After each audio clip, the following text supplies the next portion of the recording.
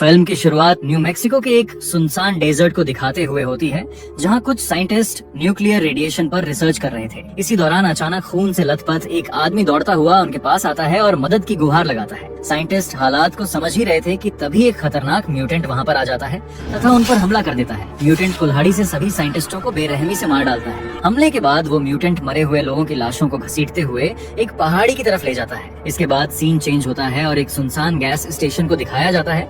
उसका मालिक अंदर सो रहा होता है। तभी अचानक बाहर से कुछ अजीब आवाजें सुनाई देती हैं, जिससे वह जाग जाता है और तुरंत सतर्क होने के साथ अपनी बंदूक लेकर बाहर निकलता है।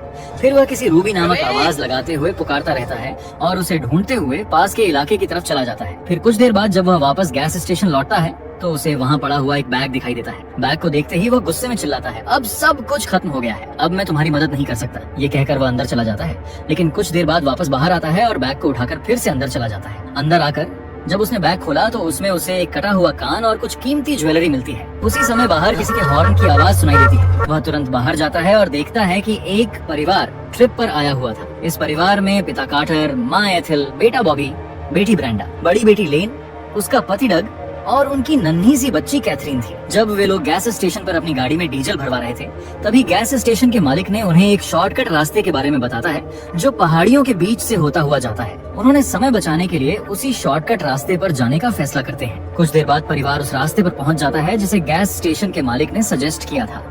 तभी एथेल ने मैप में देखा, लेकिन उसमें यह रास्ता शो नहीं हो रहा था। तभी अचानक सड़क पर एक स्पाइक स्ट्रिप आ जाता है, जिससे गाड़ी के टायर पंचर होकर फट जाते हैं, जिससे कार्टर का गाड़ी पर से नियंत्रण छूट जाता है और गाड़ी जाकर एक बड़े पत्थर से टकरा जाती है। टक्कर के बाद सभी लोग घबराकर गाड़ी से बाहर निकल आते हैं। उसी दौरान उनके दोनों कुत्ते डर के मारे इधर उधर भाग जाते हैं, जिन्हें पकड़ने के लिए बॉबी पहाड़ियों की तरफ दौड़ पड़ता है। कार्टर गाड़ी की हालत जांच रहा होता है, लेकिन जल्दी ही उसे समझ आ जाता है कि गाड़ी अब चलने लायक नहीं रही। ऐसे में पूरा परिवार रात वहीं बिताने का फैसला करता है। उसी वक्त बॉबी भी अपने दोनों कुत्तों के साथ लौट आता है, लेकिन उसे यह एहसास नहीं होता कि कोई दूर से चुपचाप उसे देख रहा है। परिस्थिति को समझते हुए कार्टर फैसला लेता है कि अब उन्हें मदद के लिए पैदल ही निकलना होगा। उसने तय किया कि वह वापस उसी गैस स्टेशन की ओर जाएगा, जबकि डग दूसरी दिशा में जाकर मदद ढूंढने की कोशिश करेगा। रवाना होने से पहले कार्टर एक गन बॉबी को देता है और दूसरी अपने पास रख लेता है। इसके बाद कार्टर और डग अलग अलग दिशा में निकल जाते हैं। थोड़ी देर बाद जब परिवार ट्रेलर के बाहर आराम कर रहा होता है, तभी उनका कुत्ता अचानक जोर जोर से भौंकने लगता है। ये देखकर ब्रेंडा ट्रेलर का दरवाजा खोलती है और कुत्ता मौका मिलते ही वहाँ से भाग जाता है। बॉबी उसे पकड़ने के लिए तुरंत उसके पीछे दौड़ता है और उसे ढूंढते ढूंढते पहाड़ी की तरफ काफी दूर निकल जाता है। फिर उसे कुत्ते की दर्द भरी एक चीख सुनाई देती है। ये सुनकर वह चौकन्ना हो जाता है और पहाड़ की ओर देखने लगता है। उसी समय उसे ऐसा लगा जैसे कोई उसके पीछे दौड़ रहा है। वह रुककर पलटता है, लेकिन वहाँ उसे कोई दिखाई नहीं देता है।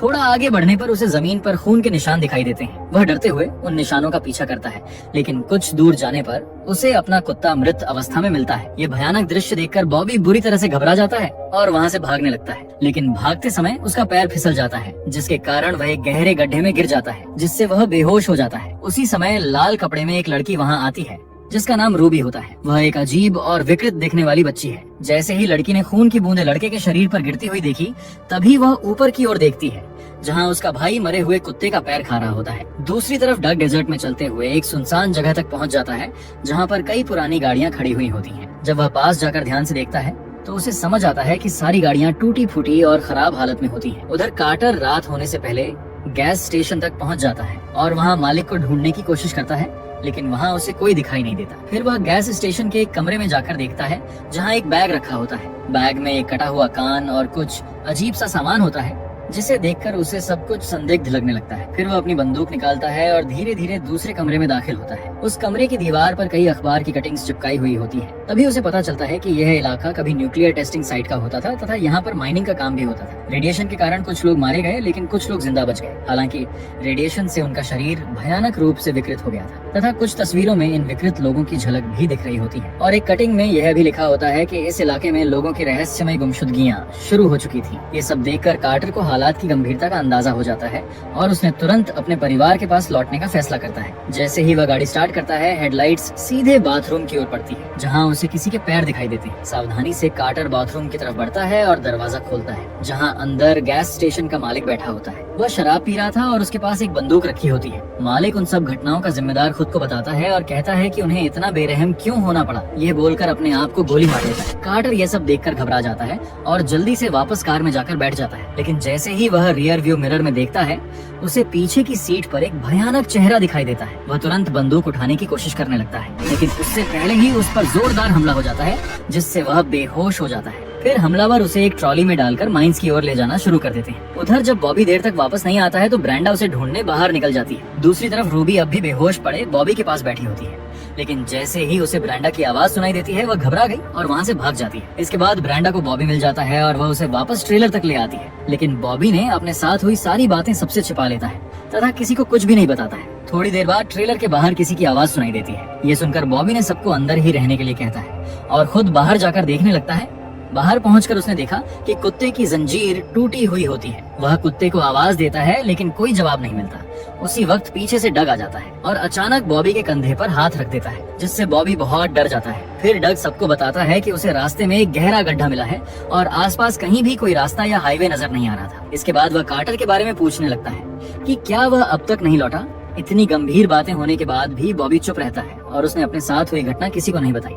तभी डग बोला, अगर कार्टर 12 बजे तक वापस नहीं आता है तो इसके बाद हम उसे ढूंढने निकलेंगे। फिर सभी लोग ट्रेलर के अंदर आ जाते हैं, लेकिन ट्रेलर में जगह कम होने की वजह से डग और लिन कार में जाकर सो जाते हैं। आधी रात हो चुकी थी और सब लोग गहरी नींद में होते हैं, लेकिन बॉबी अब भी जाग रहा था। तभी उसे बाहर से कुत्ते के भौंकने की आवाजें सुनाई देती हैं। वो तुरंत बाहर निकलता है और कुत्ते को पुकारते हुए उस दिशा में बढ़ने लगता है जहाँ से आवाज आ रही होती है। उसी दौरान ट्रेलर के अंदर एक म्यूटेंट घुस जाता है। ब्रेंडा हेडफोन लगाए हुए होती है, इसीलिए उसे किसी भी तरह की आवाजें सुनाई नहीं देती है। उधर बॉबी एक चट्टान तक पहुंच जाता है। तभी वहाँ से अचानक किसी की अजीब हंसी सुनाई देती है। ये सुनकर वह डर जाता है और घबराकर तेजी से ट्रेलर की ओर लौटने लगता है। उसी वक्त ब्रेंडा की नींद खुल जाती है, लेकिन उससे पहले कि वह कुछ समझ पाती, म्यूटेंट उसके मुंह पर हाथ रख देता है। इधर बॉबी दौड़कर डग और लिन को जगाने की कोशिश करने लगता है। जैसे ही डग और लिन उठते हैं, बॉबी घबराकर उन्हें बताता है कि वे इस जगह पर अकेले नहीं हैं, लेकिन लिन ने कहा कि ऐसी जगह पर कोई रह ही नहीं सकता। तभी बॉबी उन्हें मरे हुए कुत्ते के बारे में बताता है और कहता है कि उसने पहले इसके बारे में इसलिए नहीं बताया क्योंकि वह माँ को डराना नहीं चाहता था। तभी ट्रेलर के अंदर से अजीब सी आवाजें सुनाई देती हैं। जब सब लोग ट्रेलर के अंदर जाने ही वाले होते हैं, तभी वह म्यूटेंट एक बटन दबा देता है। उसी वक्त एक पेड़ से बंधे कार्टर के नीचे आग लग जाती है और वह जिंदा जलने लगता है।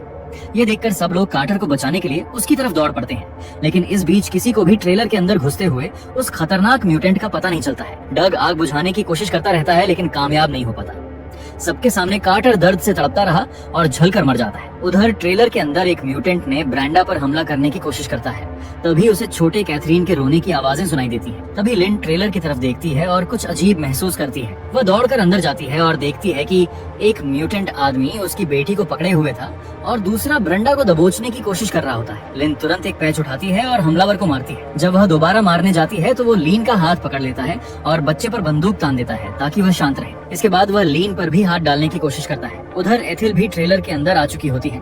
जैसे ही उसने एक म्यूटेंट को मारने के लिए पत्थर उठाती है, तभी दूसरे म्यूटेंट उसे देख लेता है और बिना देर किए उस पर गोली चला देता है। गोली की आवाजें सुनकर डग तेजी से ट्रेलर की ओर भागता है। अंदर म्यूटेंट जैसे ही ब्रेंडा को मारने के लिए बंदूक उठाने लगता है, लिन हिम्मत दिखाती है और उसके पैर में स्क्रू कसने वाला पेंच घोंप देता है, जिससे म्यूटेंट गुस्से में आ गया और लीन के सिर में गोली मार देता है। इसके बाद वे म्यूटेंट लोग छोटी बच्ची को उठाकर ट्रेलर से बाहर निकल जाते हैं। जब डग ट्रेलर के अंदर पहुंचता है, तब तक म्यूटेंट्स वहां से जा चुके होते हैं। उसकी पत्नी लिन की लाश जमीन पर पड़ी हुई होती है और बच्ची भी वहां से गायब होती है। ये देखकर डग पूरी तरह टूट जाता है और फूट फूट कर रोने लगता है। उधर एक म्यूटेंट दूर से यह सब देख रहा होता है। तभी उसके पीछे कुछ हिलता है, लेकिन वह ध्यान नहीं देता। अचानक परिवार का कुत्ता आता है और उस म्यूटेंट को बेरहमी से मार डालता है। इधर ट्रेलर के अंदर एथिल अभी जिंदा होती है, लेकिन उसकी हालत बहुत गंभीर थी। बॉबी जैसे ही अंदर का हाल देखता है, वो गुस्से में आ जाता है और बोलता है कि अब हमें म्यूटेंट्स का पीछा करना चाहिए। लेकिन डग ने उसे रोकते हुए कहता है कि बिना किसी योजना के ऐसा करना सही नहीं होगा। उसी वक्त उन्हें ट्रेलर के बाहर से कोई आवाज सुनाई देती है। बॉबी ने तुरंत ट्रेलर के दरवाजे की तरफ गोलियां चलाना शुरू कर देता है। फिर डग धीरे धीरे बाहर जाता है, ये देखने कि वहाँ क्या है। बाहर जाकर वह देखता है कि एक म्यूटेंट मारा हुआ पड़ा था। डग ने उसके हाथ से वॉकी टॉकी उठा लेता है। उसी वक्त उनका कुत्ता भी वापस लौट आता है। अचानक वॉकी टॉकी से उसकी बच्ची के रोने की आवाज आने लगती है। ये सुनते ही डग का खून खौल उठा। अब वह सिर्फ बदला लेना चाहता है। अगली सुबह डग अपने कुत्ते के साथ निकल पड़ता है। कुत्ता उसे एक माइंस तक ले जाता है जहाँ बहुत सारे म्यूटेंट्स की कब्रें बनी हुई होती है। इसके बाद कुत्ता उसे माइंस की दूसरी ओर ले जाता है।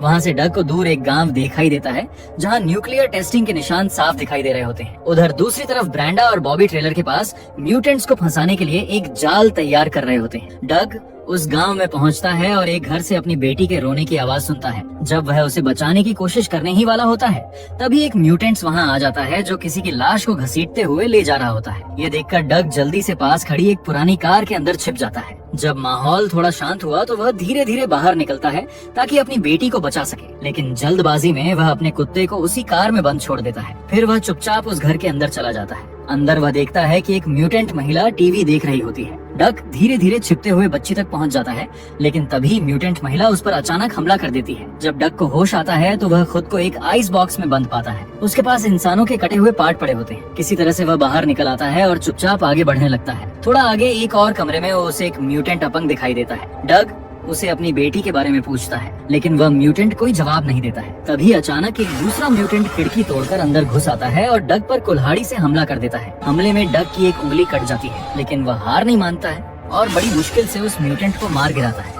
तभी वहाँ एक और म्यूटेंट शोर सुनकर पहुँच जाता है, लेकिन डग उसे अचानक पकड़ लेता है। डग पहले उसके पैर पर वार करता है और फिर कुल्हाड़ी से उसे मार डालता है। इसी दौरान एक अपंग म्यूटेंट वॉकी टॉकी पर एक मैसेज भेजता है कि डग की बेटी को मार डालो, लेकिन जैसे ही वह पलटता है डग का कुत्ता उस पर टूट पड़ता है और उसे वहीं मार डालता है। इसके बाद डग एक एक घर जाकर कैथरीन को ढूंढने लगता है। वहाँ उसे कई अजीब और विकृत बच्चे दिखाई देते हैं, लेकिन उसकी बेटी कहीं नहीं मिलती है। उधर जब एक म्यूटेंट बच्ची को मारने पहुँचता है तो वह देखता है कि वहाँ बच्ची नहीं होती, बल्कि एक सुअर का बच्चा रखा हुआ होता है। असल में रूबी, जो म्यूटेंट्स में से थी, बच्ची को लेकर वहाँ से भाग चुकी होती है। उसी वक्त पहाड़ी के ऊपर से डक को अपनी बेटी के रोने की आवाज सुनाई देती है। ये देखकर डक बिना समय गवाए उनके पीछे दौड़ पड़ता है। दूसरी तरफ बॉबी और ब्रेंडा को पता चलता है कि एक म्यूटेंट उनके पिता की लाश को खा रहा होता है। जब वह उसे देखते हैं तो वह गुस्से में आकर उन पर हमला करने दौड़ता है, लेकिन बॉबी और ब्रेंडा ने पहले से एक जाल तैयार कर रखा होता है। जैसे ही म्यूटेंट उस ट्रेलर का दरवाजा खोलता है तभी ट्रेलर में एक जोरदार धमाका होता है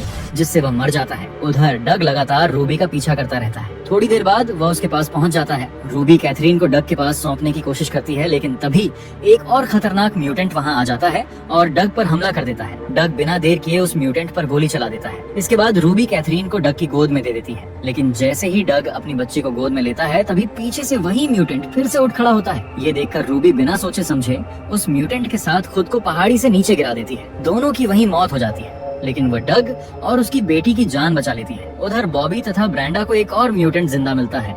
ब्रेंडा उसे कुल्हाड़ी से मारकर खत्म कर देती है। आखिर में डग अपनी बेटी और कुत्ते के साथ सुरक्षित वापस लौट आता है। तीनों एक दूसरे को गले लगाते हैं और एक राहत की सांस लेते हैं, लेकिन उन्हें यह नहीं पता था कि दूर एक जगह से अब भी कोई उन्हें चुपचाप देख रहा होता है। और यहीं पर यह फिल्म खत्म हो जाती है।